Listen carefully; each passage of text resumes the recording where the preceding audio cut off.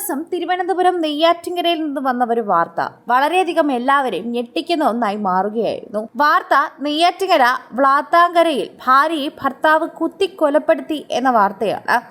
ഇരുവരും തമ്മിൽ നല്ല സ്നേഹത്തിലായിരുന്നു. ഭാര്യ സോഷ്യൽ മീഡിയയിൽ പോസ്റ്റ് ചെയ്യുന്നതിനുൾപ്പെടെ എല്ലാത്തിനും പിന്തുണ ഭർത്താവ് തന്നെയായിരുന്നു. എന്നാൽ ഏറെ വർഷമായിട്ടും ഇരുവർക്കും കുഞ്ഞുങ്ങളില്ലാത്ത കാരണത്താലാണ് ഇരുവരും തർക്കമുണ്ടായിരുന്നത്. ആ തർക്കത്താൽ തന്നെയാണ് ഭാര്യയെ കൊലപ്പെടുത്തിയതെന്ന് ഭർത്താവ് സമ്മതിക്കുകയും ചെയ്തു.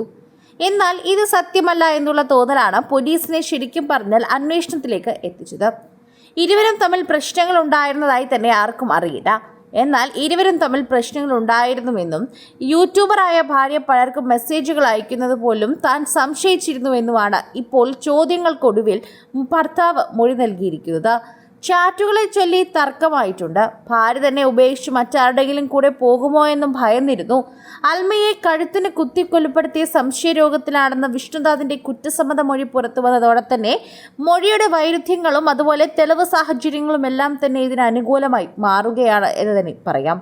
ഭാര്യയെ വെട്ടിക്കൊല്ലാൻ തന്നെ കാരണം സമൂഹ മാധ്യമങ്ങളിലെ അമിത ഇടപെടലാണെന്ന് വിഷ്ണുനാഥ് മൊഴി നൽകി. സംശയരോഗമാണ് കൊലപാതകത്തിലേക്ക് നയിച്ചതെന്നും പ്രതിയുടെ മൊഴിയെ അടിസ്ഥാനമാക്കിയും പോലീസ് ഇക്കാര്യം സ്ഥിരീകരിച്ചു. യൂട്യൂബറായ ഭാര്യ പലർക്കും മെസ്സേജുകൾ അയക്കുന്നുണ്ടെന്നും താൻ സംശയിച്ചിരുന്നുവെന്നാണ് പ്രതിയുടെ മൊഴി. ഇവർക്കിടയിൽ ചാറ്റുകളെ ചൊല്ലി തർക്കങ്ങൾ ഉണ്ടായിരുന്നതായി പ്രതി പറയുന്നു. കൊലപാതക ദിവസം രാവിലെയും തർക്കമുണ്ടായിരുന്നു. ഭാര്യ തന്നെ ഉപേക്ഷിച്ച് മറ്റാരുടെയെങ്കിലും കൂടെ പോകുമോ എന്ന സംശയവും ഉണ്ടായിരുന്നു.